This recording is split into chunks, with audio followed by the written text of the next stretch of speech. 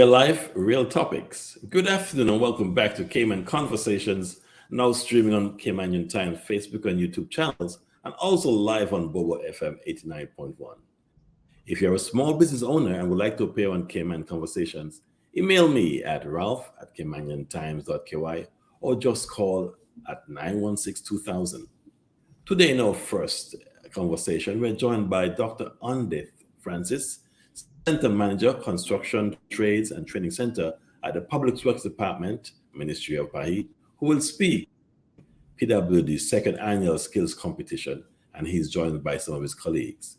In the second interview, I will speak with Mr. Michael Miles about Inspire Cayman achievements and programs. On May 30th to 31st, that's next week, the Public Works Department, PWD, within the Ministry of Planning, Housing Infrastructure, will host its second annual National Skills Competition to highlight Cayman's most skilled young construction trade apprentices and connect industry leaders and future workers. Welcome.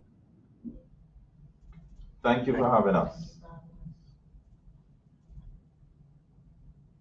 To have you here and Cayman Conversations to talk about such a good program that you're about. Can you give us a background on what it's all about? Sorry, I did not hear that. Could you repeat the question? Yes. Can you just elaborate on the competition that you're here to speak about, the annual skills competition? Okay. Thanks again for having us. First, I must introduce my team with me this afternoon. I have Mr. Terrence Stanford. He's one of our vocational instructors. And I have two apprentices who are a part of the program. Both are in level 3.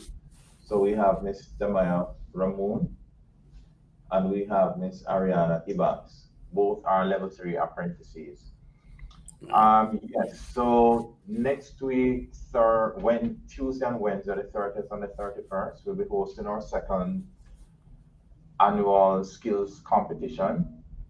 The purpose of the competition is just to showcase the skills and competencies of our trainees. It's actually a platform as well for industry stakeholders to see exactly what we're doing and to springboard as an avenue for recruitment of these young Caymanians who are so passionate about the skills that they are pursuing.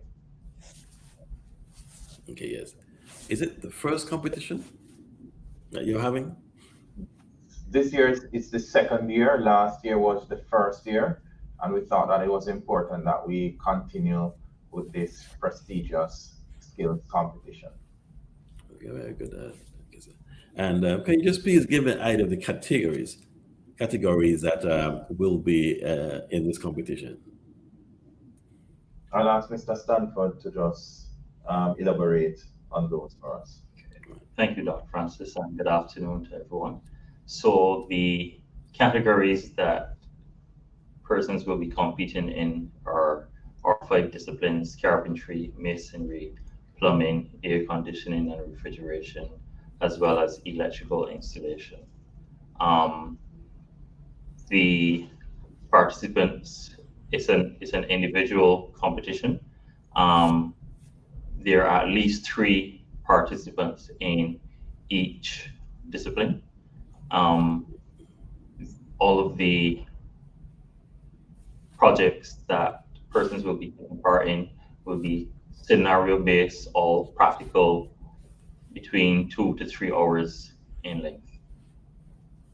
Okay, all right. And I got some photos from the last competition. I'm going to put them up on the screen. Can you just give us a brief explanation of what we are looking at when we start to go through these photos? Of course, here's the minister on last year's competition. Right. So this would have been the lone female entrant in the carpentry skills competition. She would have placed second, Miss Deandra Ramirez. So they would have been building a small box where I think it was a dovetail joint, which would have been required to put this box together.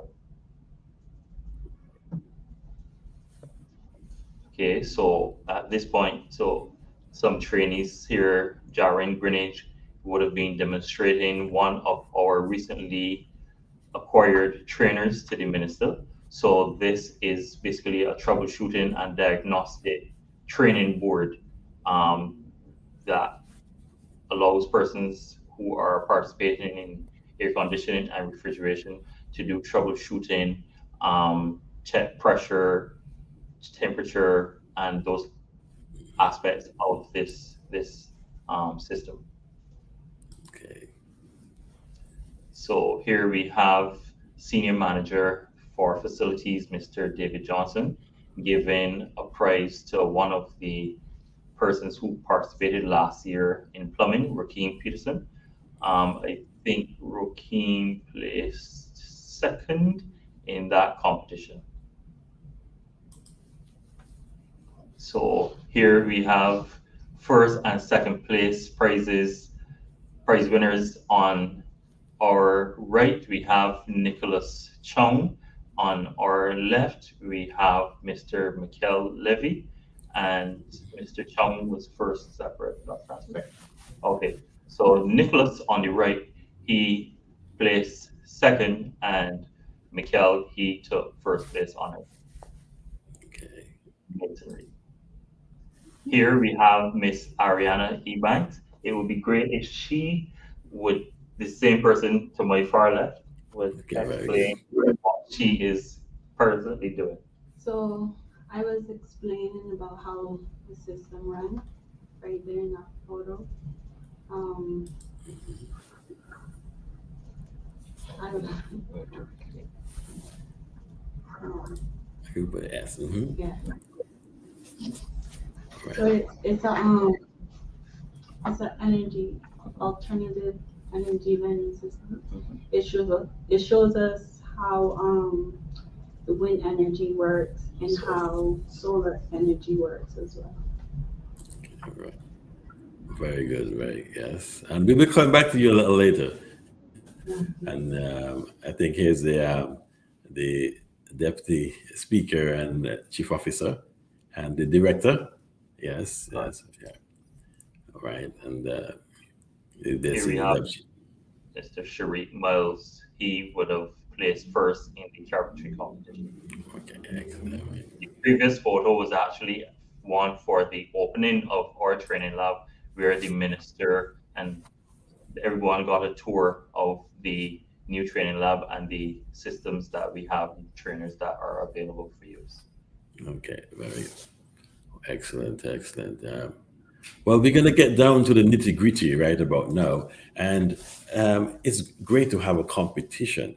But how important is this competition? And how are these students and apprentices embracing this, this training that they're getting? Dr. Andy? Well, we see the competition as very, very important, as I indicated before, because these apprentices would have been in training, whether through level 1, whether through level 2, or whether through level 3. And it provides that opportunity for them to showcase exactly what they have learned. It provides that opportunity for them to display their knowledge, their skills, and their competencies in making whatever the test projects may be. It's important for us as well because it's also an opportunity for our industry partners to see exactly what it is that we're doing and how is it that they can benefit from the end product, which is our apprentices. In fact, coming out of last year competition, we had that group of companies who employed 4 young people, 4 young men, right out of the skills competition. So it shows exactly what we're talking about in terms of the product that we are providing the industry and how is it that our industry stakeholders can see public works as an avenue for recruitment for their organization. Yes. And this is news to me, and I'm embracing it because I've had discussions in the recent past with the UCCI, with the TVET program, and what I'm seeing is that there are a lot of opportunities to teach our young people skills that are not similar, that's not the same as those in offices or in the banks, but more hands-on skills that can be used in trades, in the construction or industries. And so I can see how important this is happening. Is the PWD Training Center working hand in hand with any other institutions or school institutions at this point? Or it's an after event, or a step up after they leave a university or school? Well, outside of the competition, we do have partnership with other educational institutions. For example, you spoke about Mr. Miles coming on the show after we end this program for this Yes. segment. We do have a partnership with his organization where he provides employability skills to the trainees, because we see that as vital going into the world of work, because you may be very skilled at what you do, but you're not employable. You don't have the right ingredients. So we have a partnership with him where he provides those employability skills that are required within the world of work. We do have a partnership with SciFec as well, Okay. where we have a mentorship program where the kids from SciFec participates in the mentorship program here at Public Works. And it also serves as an avenue where they can matriculate into the programs here at Public Work as well. We do work with the college as well, not necessarily a direct partnership, but we do have a good relationship with the college through career fairs and other activities that we do have here at Public Works. And of course, we do work with other educational institutions, for example, SciFec John Gray. Whenever they have their career fairs, we participate in those career fairs, showcasing exactly what we do here at Public Works. So in essence, we do have partnerships with most of the educational institutions here in Ireland. Okay. And maybe the two apprentices can answer this question for me. How are you embracing this training? Do you feel chosen? Do you feel elated to be part of this program? Any one of you? Yeah, I feel like I've learned a lot.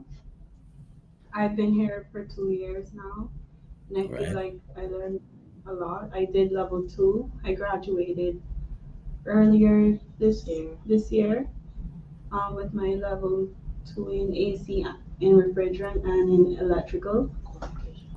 Yeah, Okay. and then now I'm in level 3. I'm learning project management. Right. And do you see a future in this type of role for you? Yes, I do. I do in electrical. I feel like I've learned to love the field. I've got to experience things I've never experienced before. I've learned to set up wires, set up electrical circuits. I've also learned how to work with other people, my colleagues. Yeah. Yeah. Excellent. Yeah. Thank you for your contribution. It's very, very interesting, and it's good to see that there are women actually as part of this group. Because some of those jobs, in the past we thought they were just for the men, but now we're seeing a mixture. And the gentleman to your left, can you just comment on that? That we're now having a mixture of individuals, different genders, actually in public works, training and working. Okay, so I'm thinking that you would have been asking me to comment on the Yes. presence of females within, Yes. let's say, the general construction board here. Okay, so actually, you would see more and more, particularly here at the Public Works Department. We have a department called the consultancy section, and just randomly, I'm thinking we almost have an equal number or close to equal number of females, because we have at least 2 female who are construction project managers. Yes, we have a female architect and a female assistant project manager. And as you would have rightly hinted at, those would have been previously male dominated. Now in this cohort with both Demaya and Ariana going into project management, and we also would have had persons who have gone through the level 3 aspect already, who are actually working with one of our industry partners, in particular, Arch and Godfrey, also doing project management. So coming here and learning skills within construction, it gives you a foundation, because you don't just gravitate to architecture or project management. It starts with those skills. It starts with an understanding of masonry and carpentry and technical drawing and those things, to be able to move up, to learn to draw plans, to understand what makes a building stand up and how a building is put together and the processes that it involves. Okay, thank you. And Dr. Andy, can you talk about the competition schedule? What can we look forward to on Tuesday and Wednesday next week? Well, we are expecting that we will have a very competitive event over the both days. We are hoping that we can have a good showcase of other institutions joining us to see exactly what it is that we're doing at Public Works. We are, interestingly, one of our passion here is to showcase to the wider public, and of course to the government of the day, the importance of technical vocational education. Because without TVET, a lot of things that we do enjoy in this life would not have existed. And of course, with the growth of the construction sector, we are expecting that we can see some of our young people gaining employment to some of these industry partners who will be joining us on the day. We are happy to say that we have sponsorship from a number of these construction industry stakeholders who have come on board and joined with us, because they see the importance of technical education. They see the importance of having a skilled labor force. So they look to Public Works, and this competition itself provide that platform where they are not just getting a resume or a cover letter. They are seeing the kids at work. They are seeing the kids in the work environment. They are seeing the kids displaying those competencies, the knowledge that they require in their labor force. Yes. And so I'm seeing on Tuesday, there will be the electrical, carpentry, and masonry competitions. And on Wednesday, there'll be air conditioning and plumbing. So you've broken it out into 2 days. Then, of course, the prize giving will be on Wednesday. So that's next week, Tuesday and Wednesday, there'll be this competition. Who are some of your sponsors? Well, this year we have Arch and Godfrey. We have that group of companies. We have Phoenix, and we have Kirk's as sponsors this year for the competition. And actually, driving around, I'm sure you'll see these companies actually with projects in the community, and it's actually something that's happening. A question regarding employment at the PWD. Do any of these apprentices stay in that service, or they all move on to other companies? Interesting that you asked that question, because to my understanding, because this program predates my employment, but one of the things that I can say is that when this program was developed, it was developed as a means of succession planning for Public Works and of course for the wider construction industry. I'm happy to say right now, Ms. Demaya Ramon, she is currently employed here at Public Works, being in level 3 as well. We have part of what we do is not just training and development. Part of what we do is placement, and that placement occurs through the partnerships with our industry stakeholders. So as Mr. Stanford would have said earlier, we have persons currently placed at Arch and Godfrey. We have young people at Dart. We have young people at Andro, and of course at Mac Plumbing. So we are very thankful for these partnerships that we have forged. There are other partners who have worked with us over the years, like Cayman Structural, like McAlpine, who have provided opportunities for the young people to go on internship and, of course, with a view to be employed. Right. Miss Ramon, is this her name? DeAndre? The Maya. The Yes, Maya. Damai, okay. Thank you for being here today. Just a short question. How do you feel that the training has prepared you for the role that you now are undertaking? Sorry, can you repeat? Yeah. How has the training that you've received prepared you for the role that you're now in? Um, the training has prepared me very well for the role I'm in now. I'm in electrical right now. That's the Yes. role that I'm doing. Um, I've always had a love for electrical. The main reason was why I started the program. Right. Um, And will you um, will you stay there long term or will you be doing something else? Pardon? Will you stay there long term or will you be looking to do something else, some other type of role beside electrical? I will stay here longer. Okay, very good. That's good. Thank you. Dr. Andy, can you speak about the registration for the next recruitment? Okay, each year we have registration for new cohorts. So the next recruitment cycle starts on May 30th and it runs to June 16th. This year, the application is now online. In the past, we had a paper-based system where persons would have to come to Public Works and pick up that application form. This year, all persons need to do is to go to our website, or there is a barcode that is on our flyers on our Instagram page and also on our Facebook page.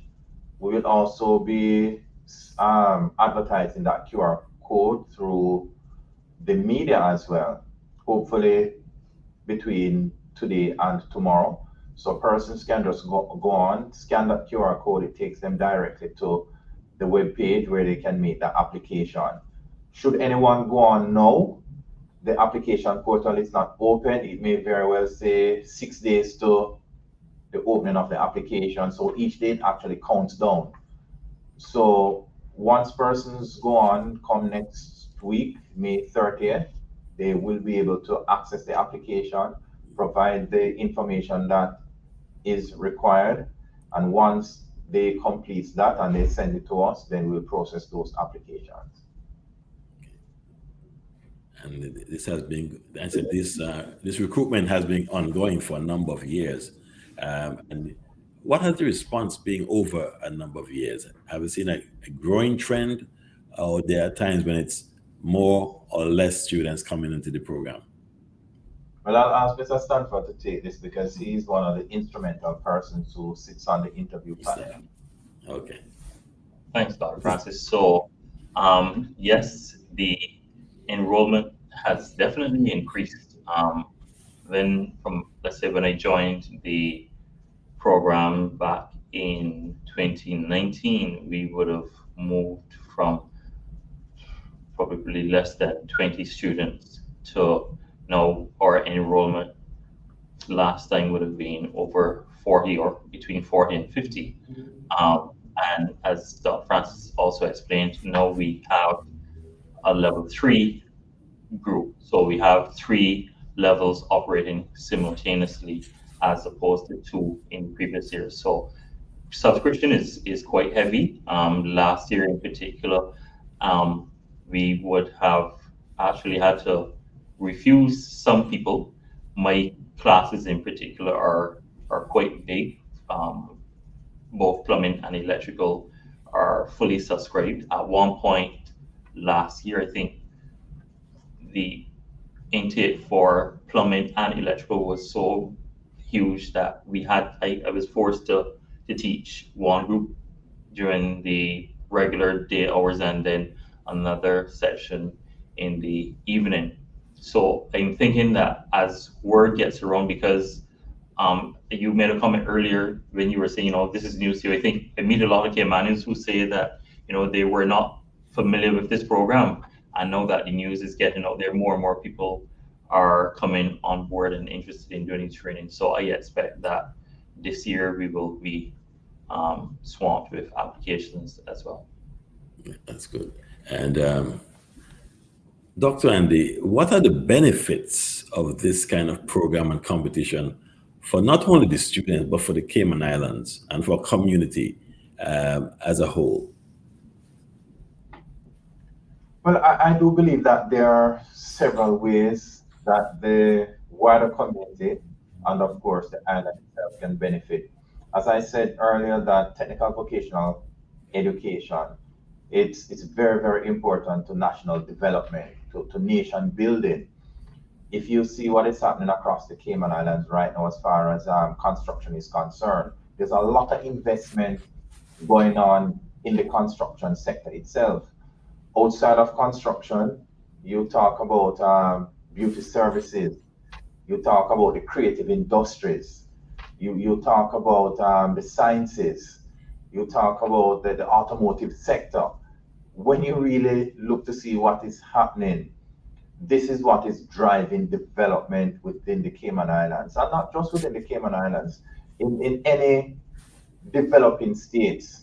It is technical vocational education that is driving the kind of sustainability as far as national development is concerned. So we are playing our part. We see it as very, very important.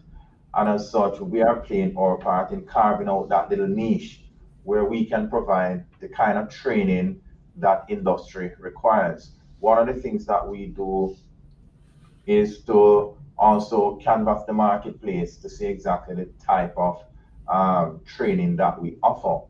We just developed an architecture program, which we'll be launching next year. And that is because of the need that we saw within the marketplace. Because what we're doing, we are training not just because training is required, but we are using labor market intelligence to develop the kind of training programs that we believe is required within the marketplace.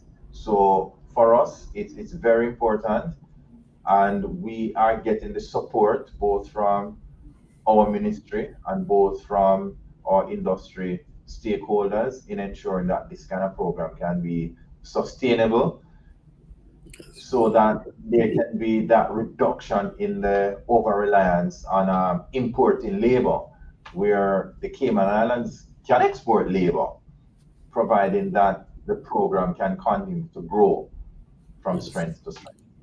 And you touched on a very important point: labor sources. I remember in the pandemic, the one industry was really helping the Cayman Islands to move forward, and that was the construction industry. I remember the premier at that time saying that, thanks for the construction industry. And there were questions on how many Caymanians are in this industry and are working there, and why are not more Caymanians finding jobs in those industries? And here are the answers today, a couple of years on, and this current government have embraced it.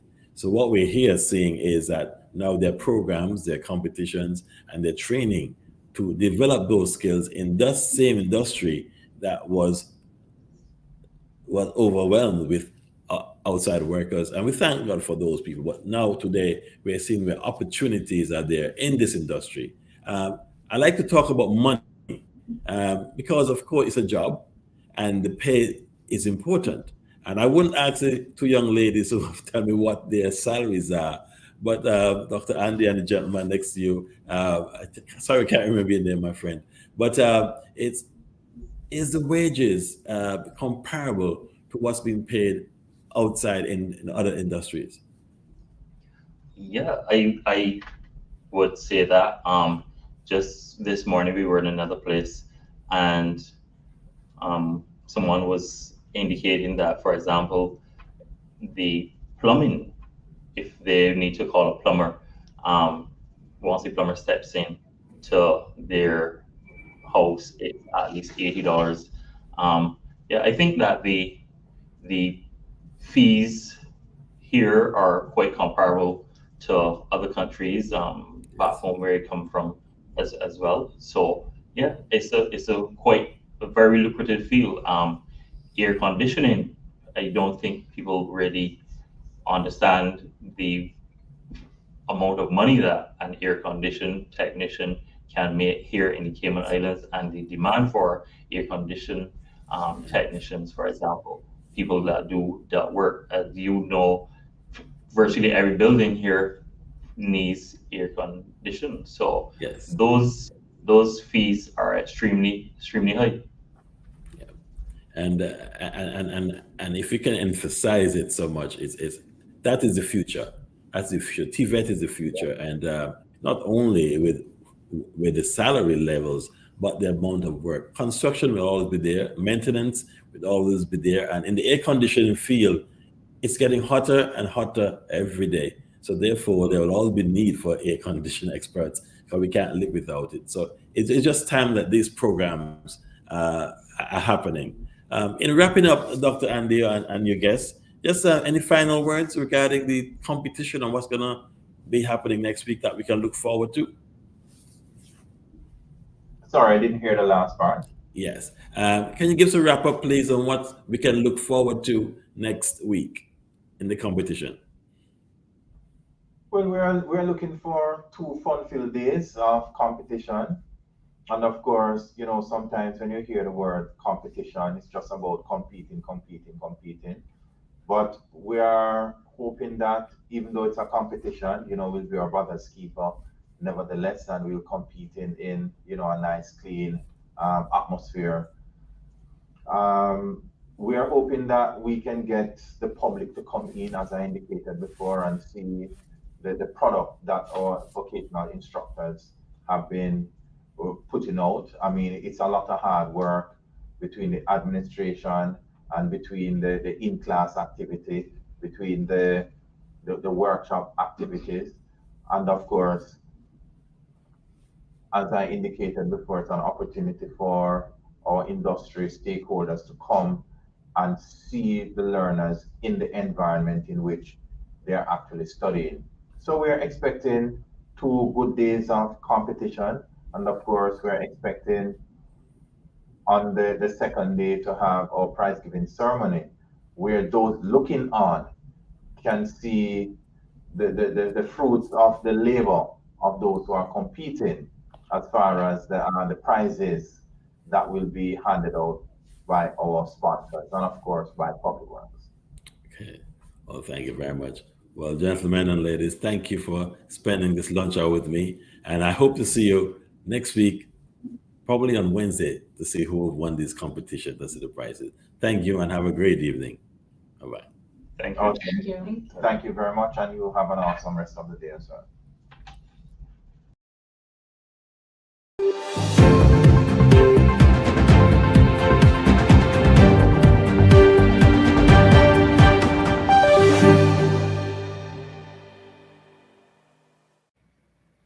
Good afternoon. Real life, real topics. Welcome to Cayman Conversations.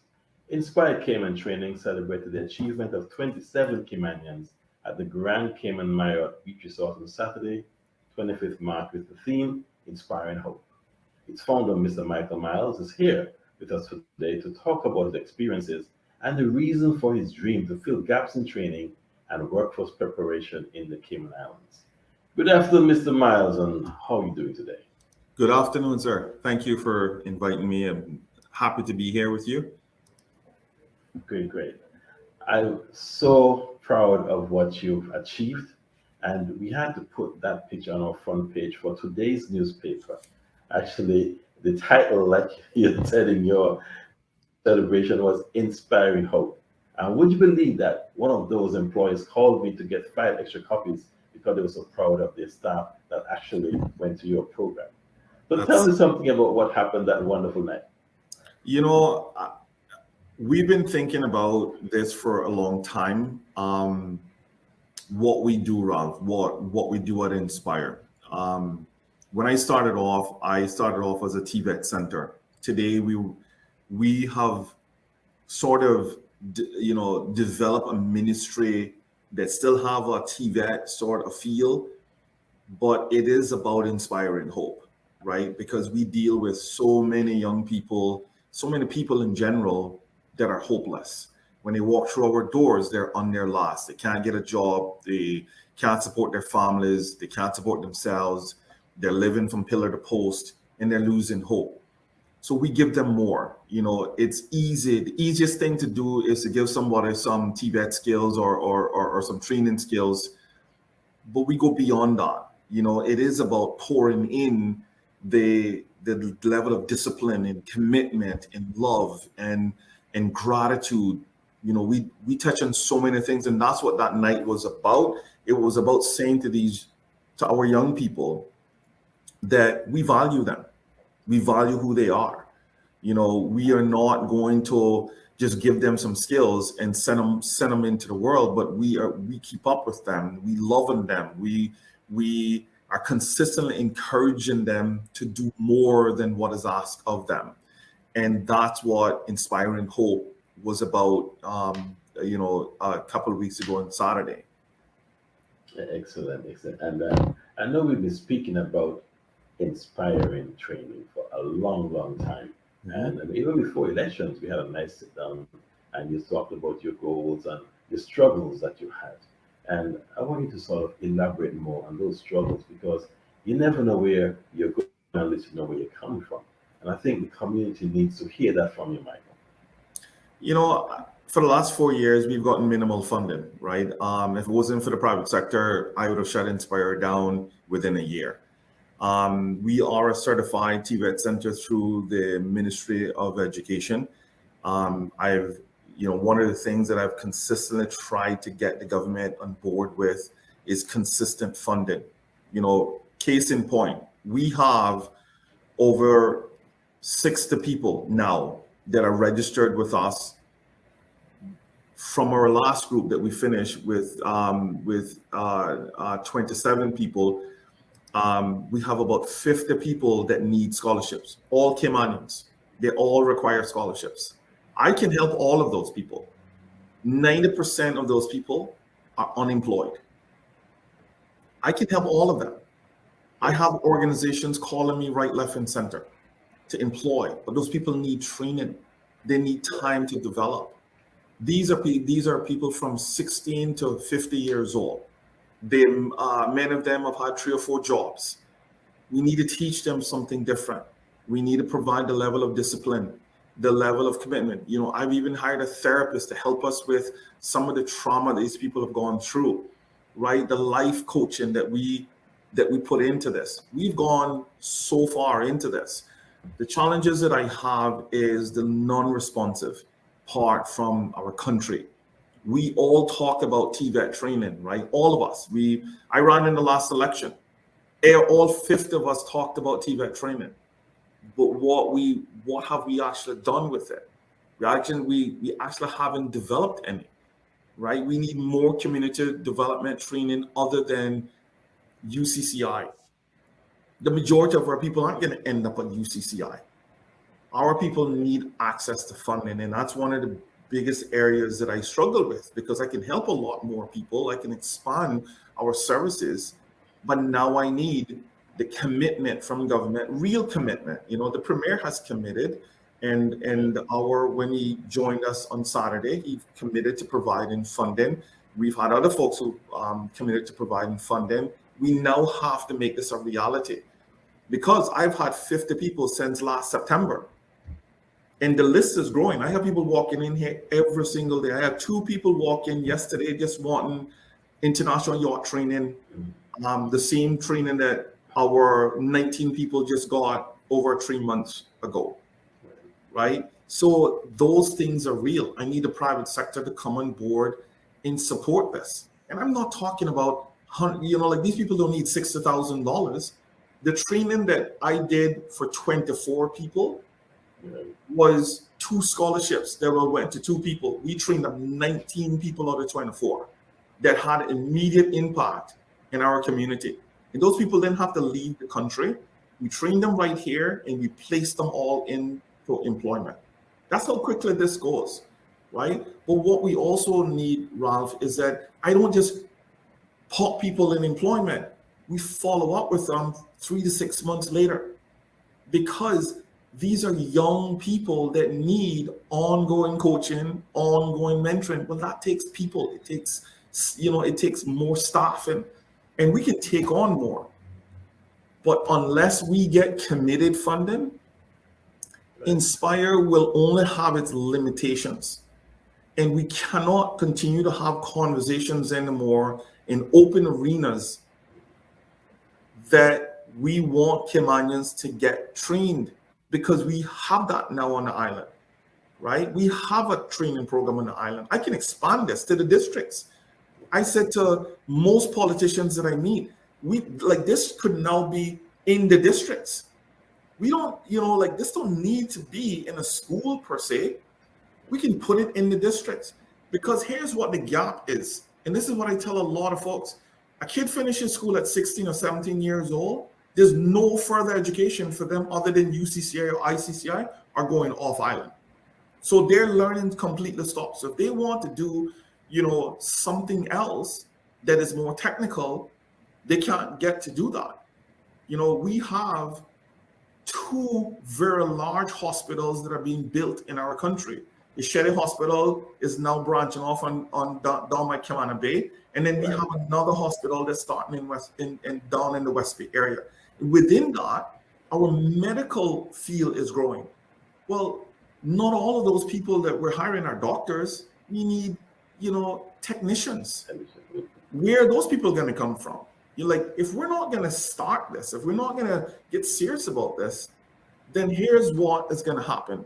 That $30,000, that 30,000 plus in work permits, that's going to be 50,000 in work permits, because we're creating the jobs. We don't have a job problem in Cayman. We have the jobs here.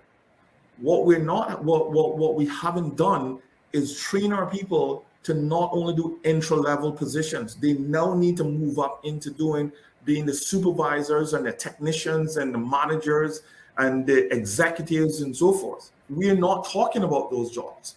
We talk about even the hospitality industry as entry-level, Ralph, right? We only talk about, food and beverage. Oh, well, let's be a server because those people make a lot of money. They do. I paid servers when I worked at the Hyatt. These people are making an insane amount of money, but there's more careers other than the service. What about the supervisors? What about the managers, the executives? What about all of those people, right? Well, those are filled by folks from other countries because Caymanians aren't skilled. Those positions do not require 4-year degrees and masters and doctorates. They require training, and most of that is on the job. So we need to get serious about it. If I may interject here, actually, we had the general manager from Ritz-Carlton on our show yesterday, and he made the same point. We have been asked about the availability of jobs in the industry. He said, well, the jobs are there, but we don't have any skills being trained, any locals being trained for it. He says there is no programs that are available to fill those positions. He said, because we actually spoke about a new hotel that's been built up, and that's going to need a couple hundred people there. And where are the people? And we were asking when was going to be open. He said, not sure when, but when it do open, where are those staff going to come from? We need to be training people now to fill those positions, so when they are available, that they can step right in. So you're making the point, and I think that I like your passion, and I think that you're on something really, really important. Before we continue down that line, let's take us back a couple of years. I arrived there in 1982. There was no unemployment. I was in the banking industry. Everyone came out of high school and had a job in the bank. Mm-hmm. Times have changed. Yeah. The whole banking industry has changed how things are done. And so therefore, not many people are coming to school and going to the bank.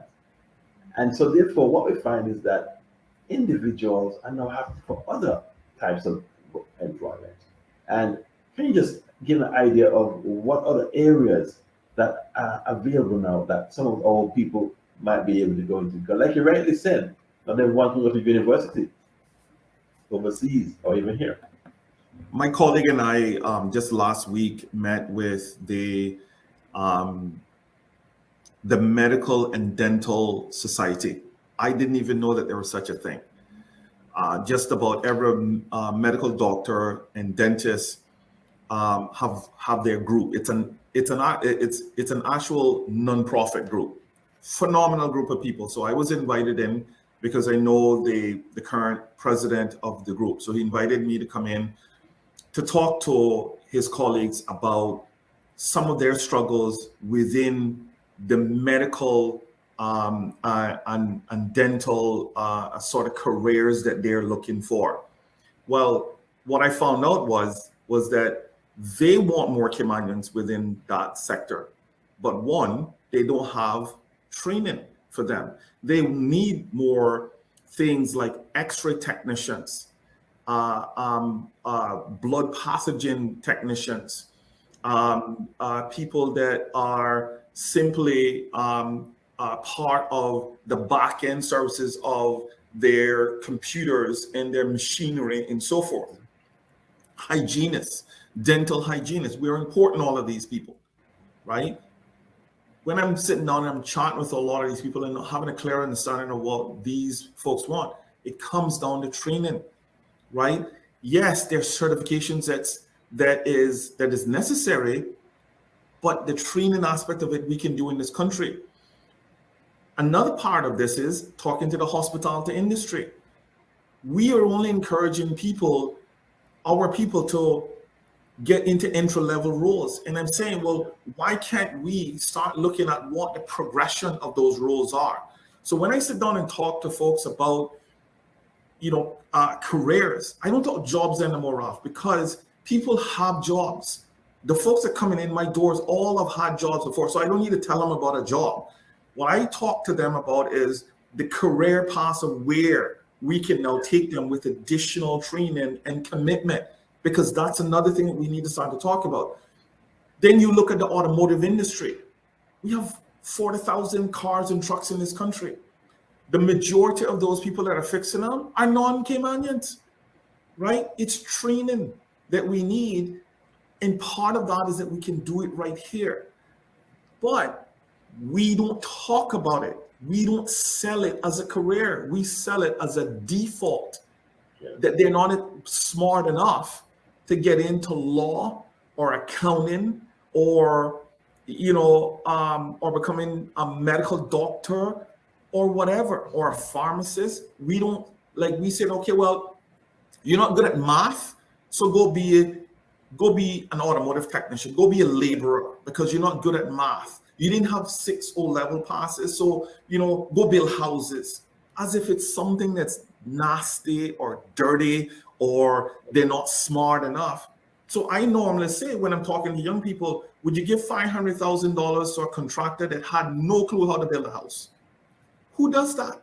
Nobody does that. So those people must have some level of intelligence. I am in total awe. I have a lot of friends that are contractors, that are electricians, plumbers, and I am in total awe of their skill set because their mind is so brilliant and how they do things. One of my colleagues is a master automotive technician. His mind works so brilliant. When he's breaking things down for me, it is the most awesome thing that he tells me on how he can take down a car part, right? And put all of that stuff back together. Computers, Ralph. The majority of people that, I deal with creative tech, and I love the organization. They are a phenomenal organization. They've branched off into so many things. But every one of their technicians that come here aren't Caymanian. Could we teach those? Could we teach our people that? Sure, we could. But those people also need people that are coming in with something. So why aren't we talking about all of these careers that we know that our kids are going to want to get into? There's now a statistic that's out 7 out of 10 jobs that's created in pretty much any society are non-traditional jobs, right? Which means that you do not need to go to college to actually have that particular role. And we're creating them. The construction industry, you don't need a college education to work in the construction industry, but you are skilled, right? And we have a huge shortage of those people. Look at plumbers, electricians. The average laborer today isn't even Caymanian. You go on any construction site, those people aren't Caymanian. So when we are talking about ensuring that our people are moving up the food chain in one of the world's most expensive countries, if we are not careful, we're going to have more and more people on welfare. We're going to be bailing out more and more people with social assistance because it's becoming harder and harder to work in our country. And it's not because the money isn't here. The wages are here to be made, but you don't have a skilled labor force. And that is so true, Michael. I mean, in my past role as a consultant, I spent some time in schools trying to talk to the kids, and that's what we were talking about. You know, the ability to go into roles in society. Not everyone who went to university yet. And I said, I use my example. I never went to university. You can do anything you want in life once you have the ability to learn and move up. And we have to realize that the culture has to change.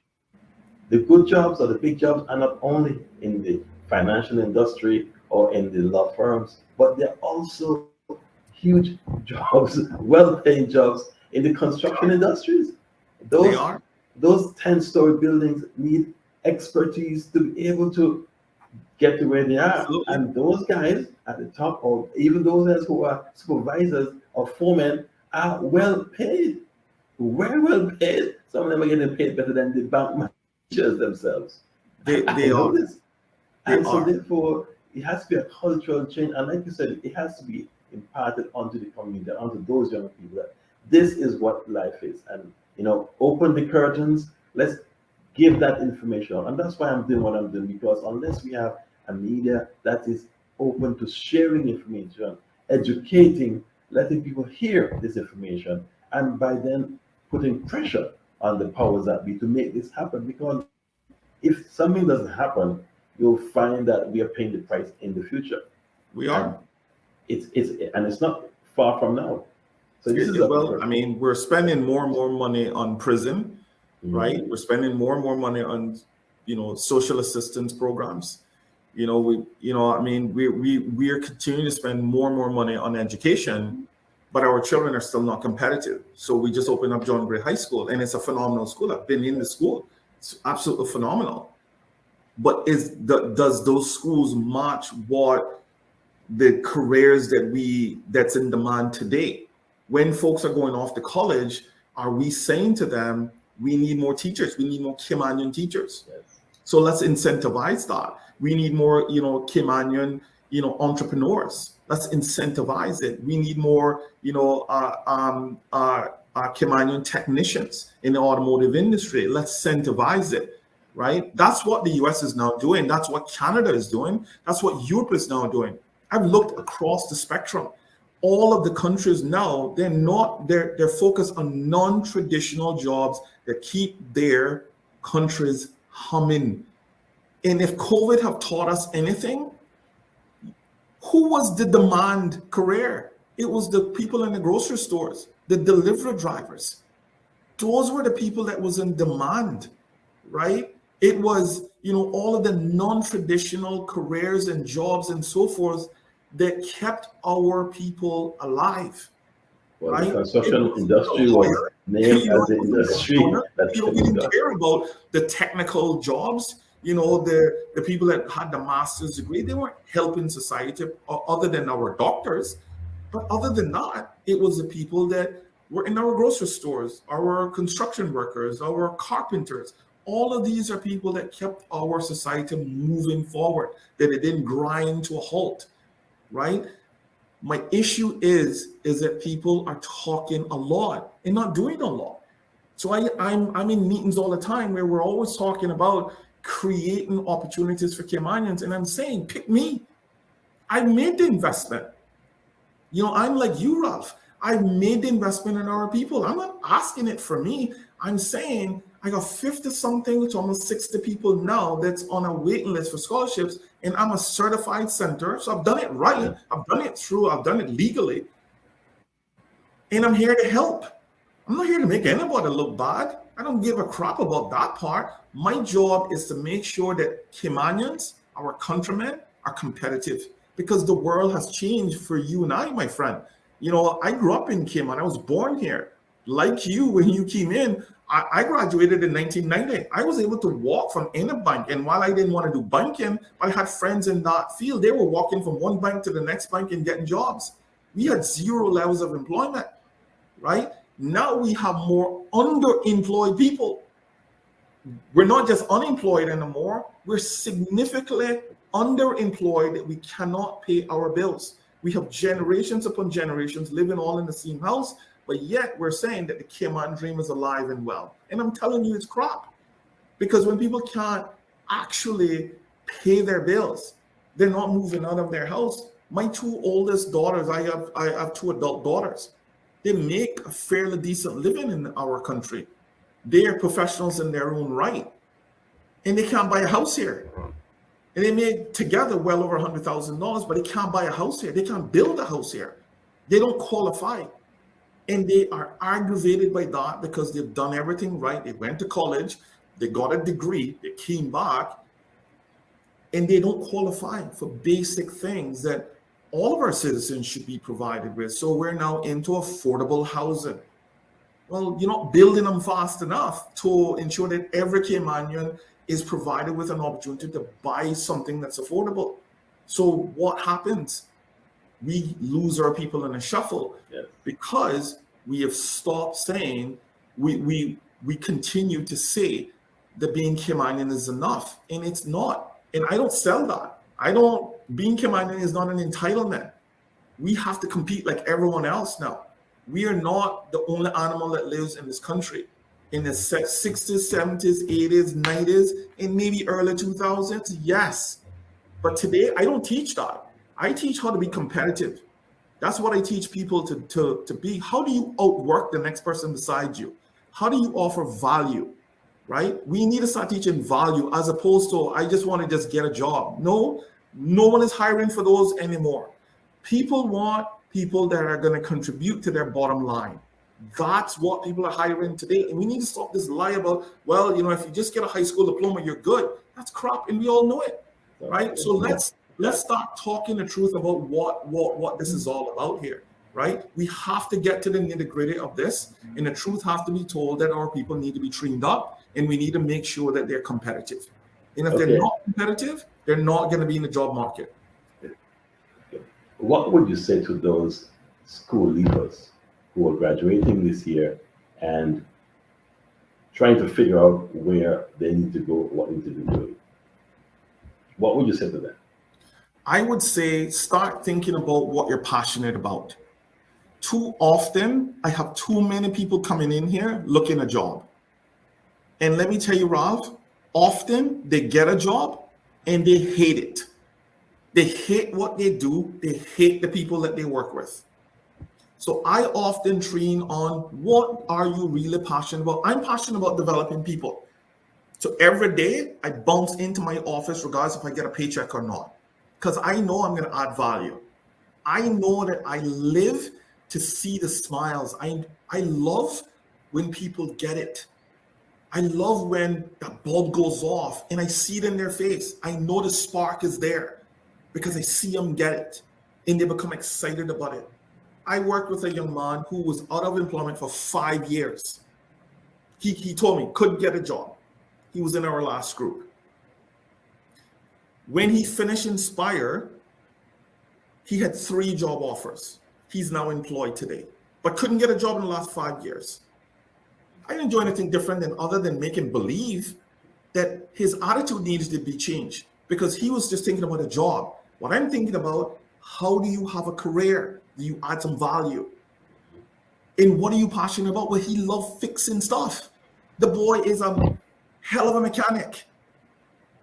So I partnered with one of our partners in the community, and that's where he went. And he loves it. I love hearing him talk to me about all of the phenomenal things that he's getting to do. He's fixing washers and dryers and appliances and all of this sort of stuff, right? But if I had said, hey, you know something, go to the bank, they'll hire you, or, you know, take a warehouse job, he'd have quit those jobs because he doesn't feel it in his soul, right? So when I'm talking to people at 16 and 17 and 18 years old, I'm often saying, even if you're going off to school, let's look at what you're passionate about and what you can invest that passion in, right? What can you drive that passion in? I'm passionate about developing. I can develop people. Like, I'm a social worker at heart, but I do training. I have done training in corporate America, but I'm still a social worker at heart. So I brought my passion to the private sector. I brought my enthusiasm to the private sector. Our children need to have that clear understanding rather than doing what mom and daddy wants. If you don't want to do accounting, don't do accounting. You know, if that's what your parents want you to do, then that's not what you that's not your life. Because most people that go down that road of, well, my father's an accountant, my grandfather's an accountant, my mother's an accountant, so I'm going to be an accountant. Most of those kids, they don't last in those professions. They end up quitting.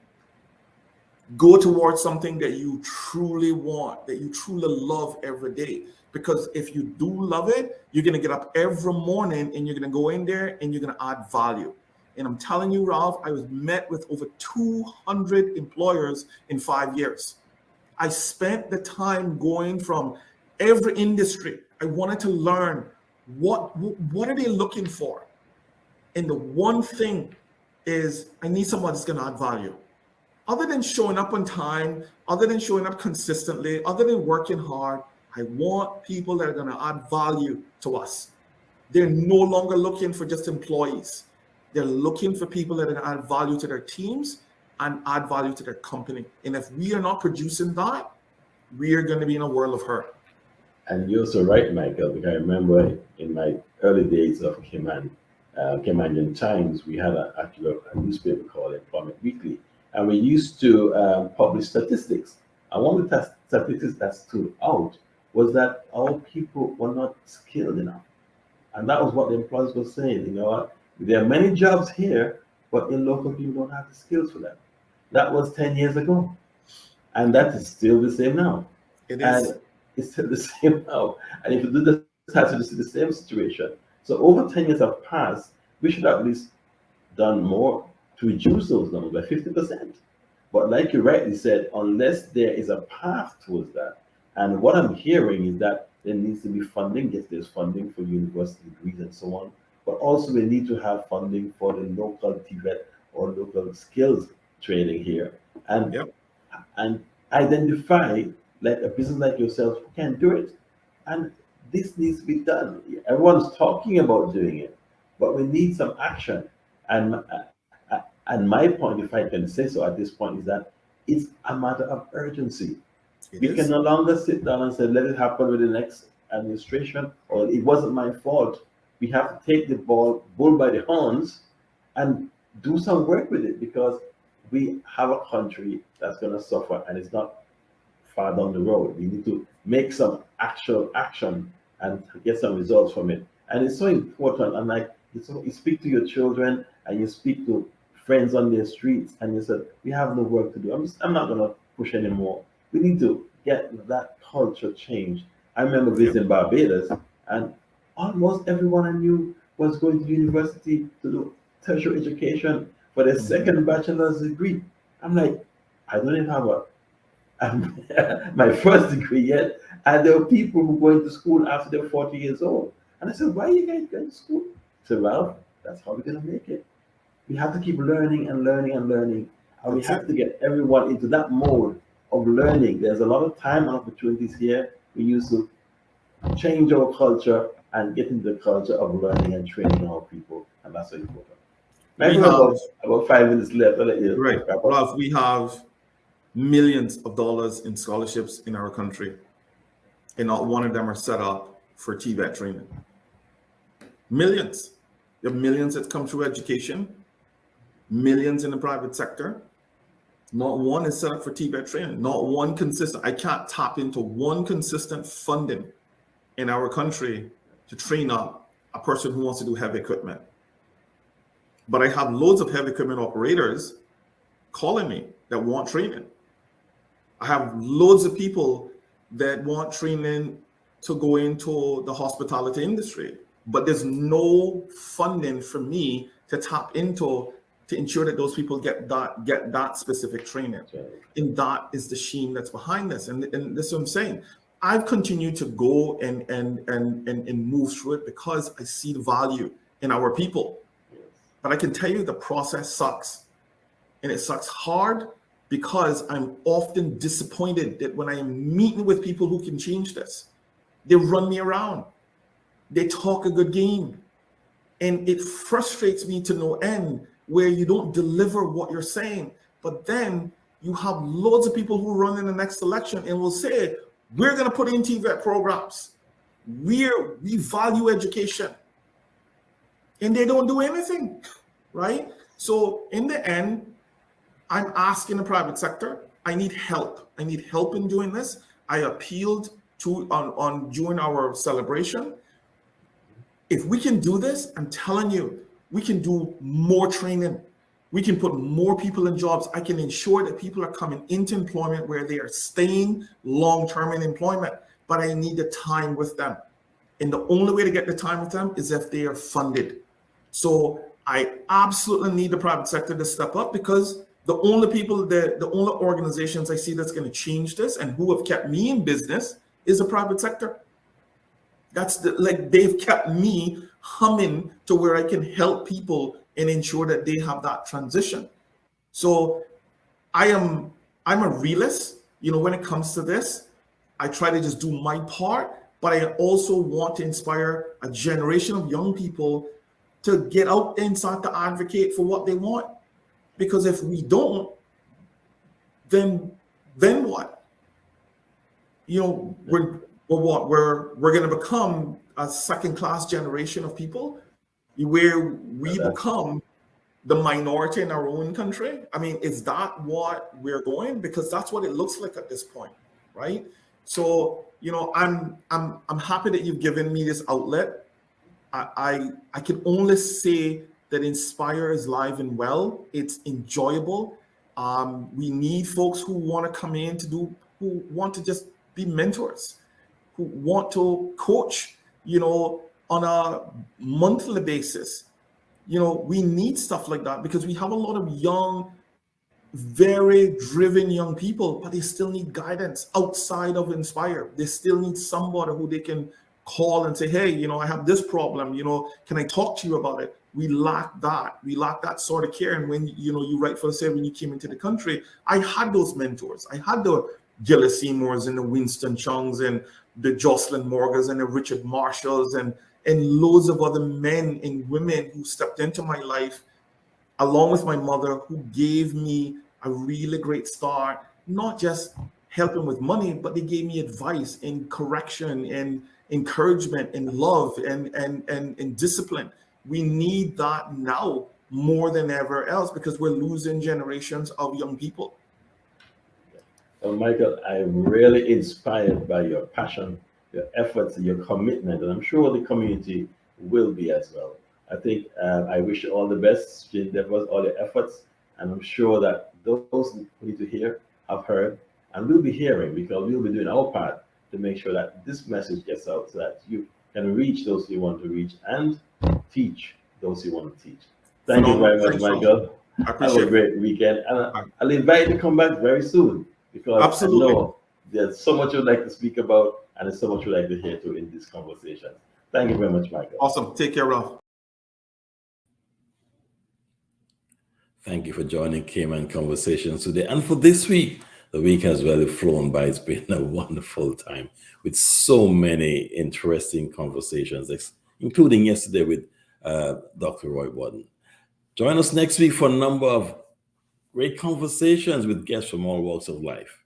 Remember to like, share, and follow Caymanian Times social media pages. And also pick up copies of the newspaper and your supermarkets and gas stations. If you're a small business island or a small business owner and would like to appear in Cayman Conversations, email me at ralph@caymantimes.ky or just call me at 916-2000. Cayman Conversation is a production of the Cayman Times newspaper. Have a great weekend and now enjoy great music from our local musician, Mr. James Gary.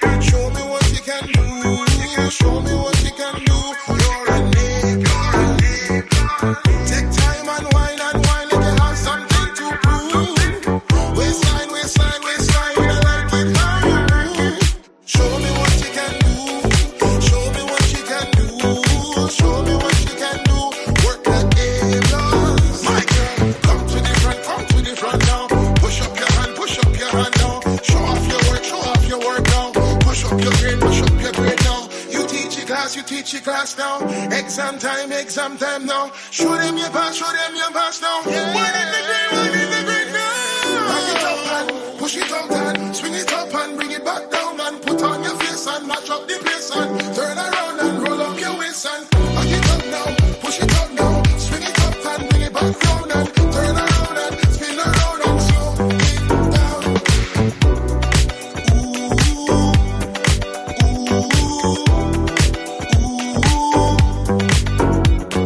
Show me what you can do.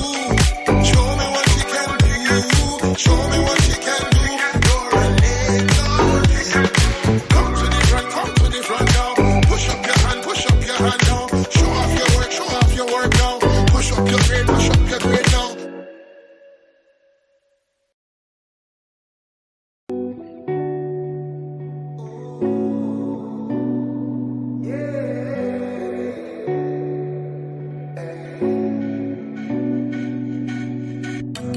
You justly love mercy, walk humbly, that's how the world should be.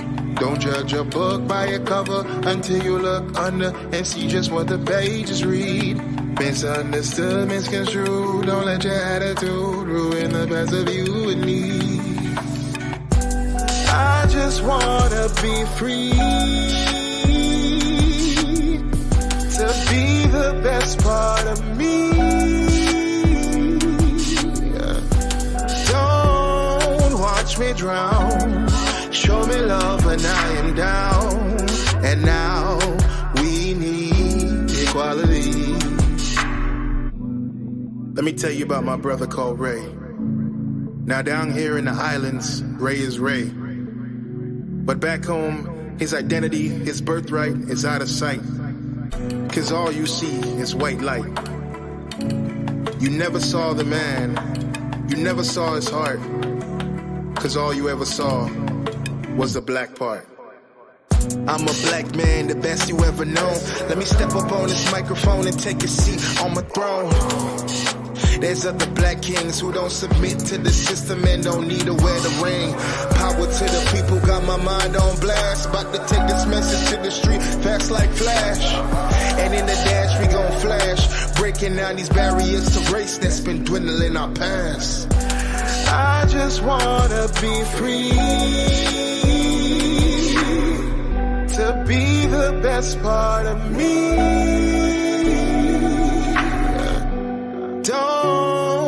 watch me drown. Show me love when I am down. And now we need equality. Our hearts are so deceitful. We don't realize that we're all equal. But everyone's repairable with a gift that's a miracle. There's a crown of great renown in the book that's upside down. So open up the page, dissipate the rage.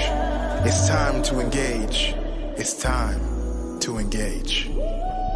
I just wanna be free, to be the best part of me. Don't watch me drown. Show me love when I am down. And now we need equality.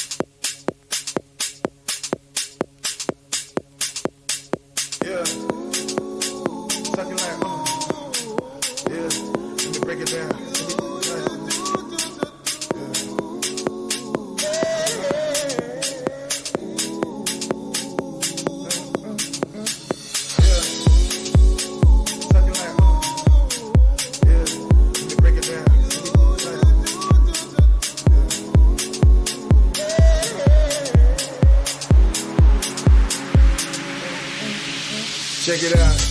I don't need to be on top. I just need to be there when the beat gon' drop. Hit me with the music so my feet don't stop. 345, I represent the realest rock. Life is incredible. We be consuming these beats like they edible. Level up. On the track, getting better. Roll like a sling shot, slinging rocks. We gon' let it go. Pop, pop, pop. You better know.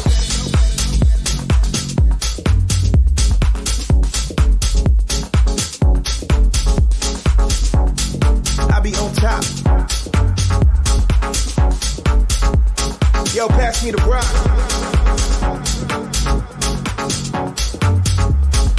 Yeah, never let go, cause the love in your soul gotta burn, gotta glow.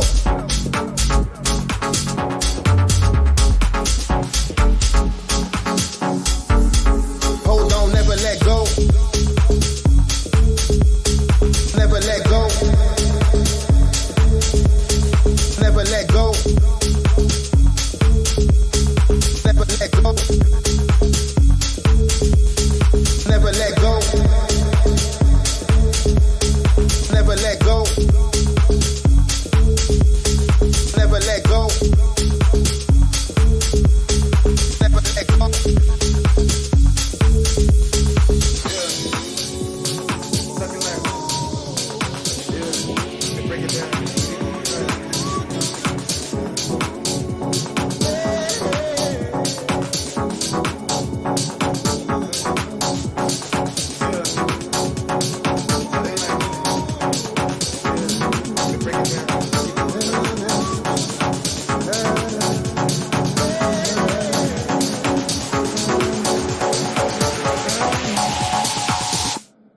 Never let go, cause we got a country to wake up.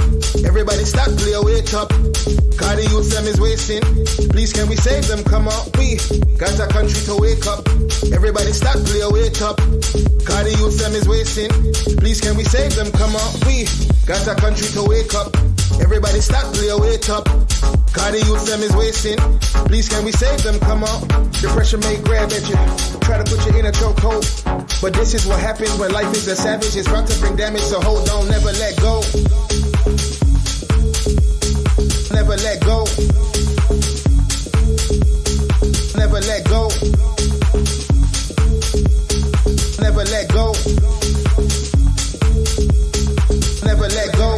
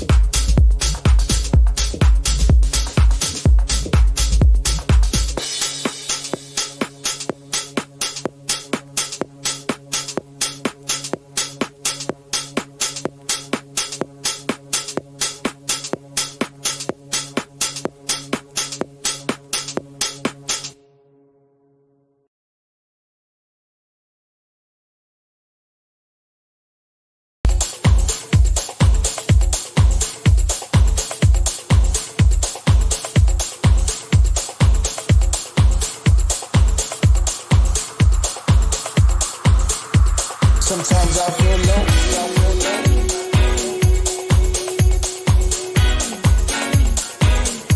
Sometimes I feel low.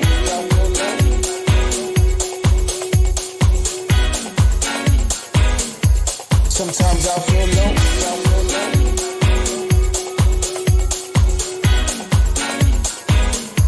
Sometimes I feel low.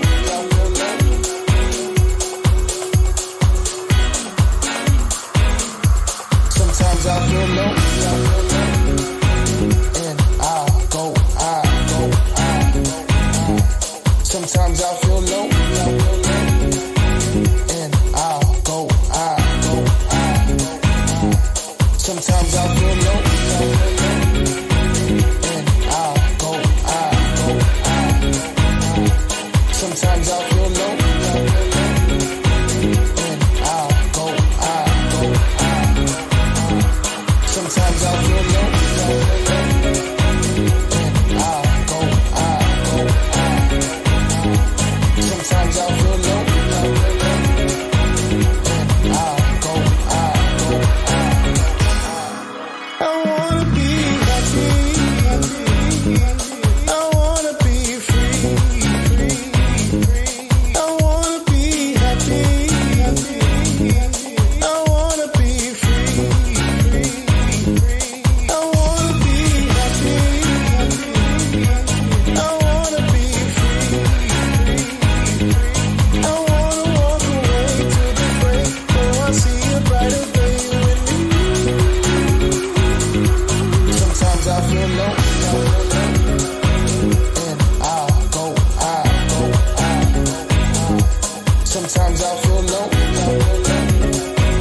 And I go. Sometimes I feel low. And I go. Sometimes I feel low. And I go.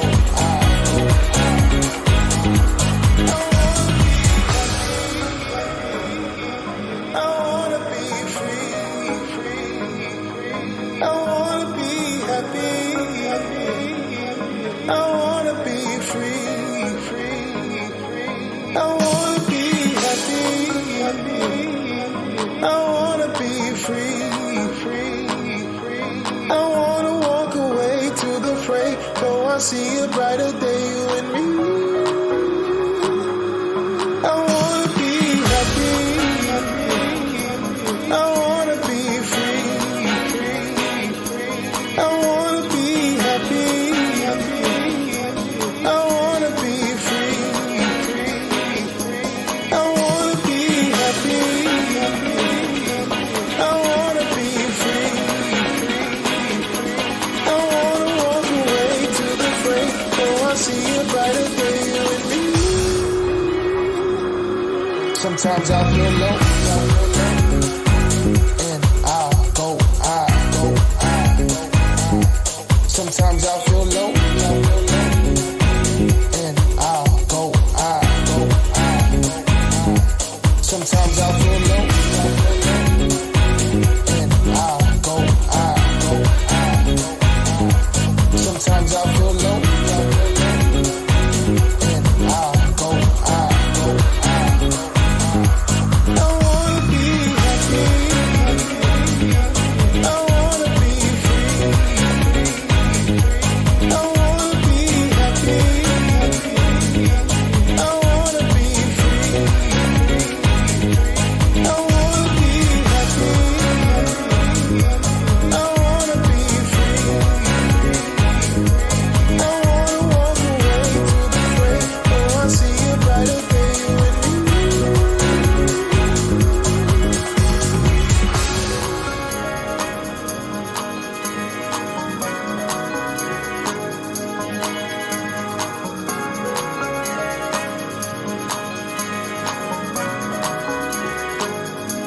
Sometimes I feel low.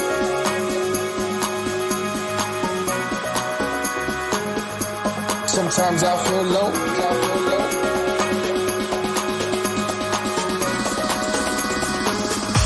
Sometimes I feel low.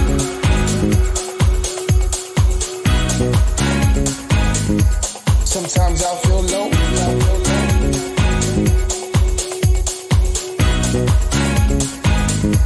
Sometimes I feel low.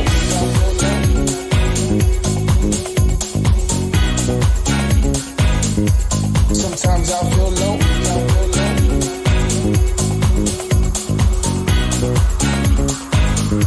Sometimes I feel low.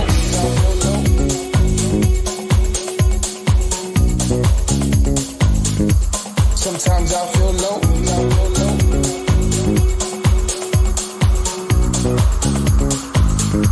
Sometimes I feel low.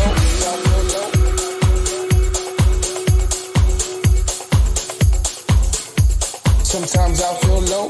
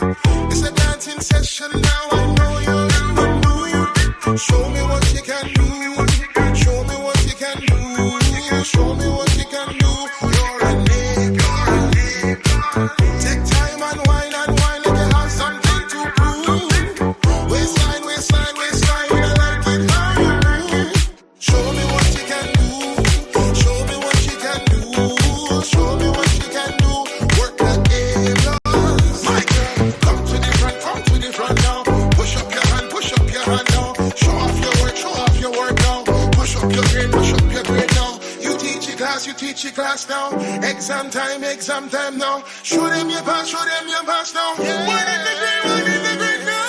Back it up and push it out and swing it up and bring it back down and put on your face and match up the place and turn around and roll up your waist and back it up now. Push it up now. Swing it up and bring it back down and turn around and spin around and slow it down.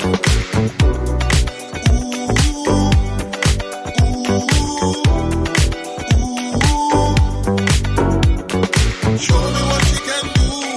Show me what you can do. Show me what you can do. You're a nigga. Come to the front now. Push up your hand now. Show off your work now. Push up your grade now.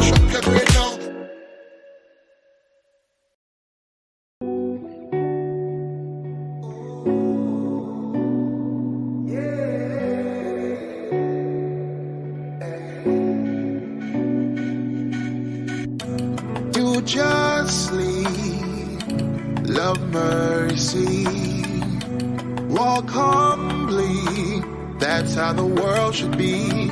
Don't judge a book by a cover until you look under and see just what the pages read. Misunderstood, misconstrued, don't let your attitude ruin the best of you and me.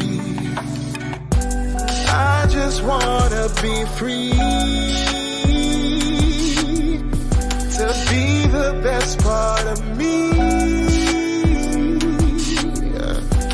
Don't watch me drown. Show me love when I am down. And now we need equality. Let me tell you about my brother called Ray. Now down here in the islands, Ray is Ray. But back home,